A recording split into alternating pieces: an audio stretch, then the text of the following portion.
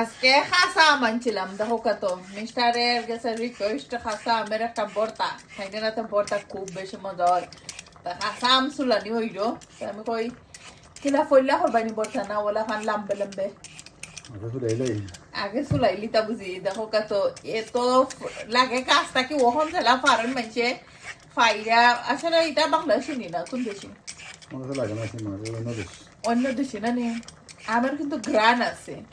এত মজা খাইতে এই আমগুলা আমি কতদিন ধরে কন্টিনিউ খাসা আম আন দিয়া খাসা আম মরিচ লবণ দিয়া খাইরাম ভর্তা খাইরাম দেখো কত এত খাসা শুনি ভর্তার রেসিপি একটা দিমু ইউটিউব চ্যানেলে তৈমু টিকটকে তৈমু দেখুন জানো সুভাষ ব্লগ ইউটে থ্যাংক ইউ সবাই রে যারা আমার লাইক কমেন্ট করয় ও দেখো কত আমি বুঝছি ভিতর একটা ফাঁকনা হয় লাস্টে কিনছিলাম তোরা ভিতর ফাঁকনা আছে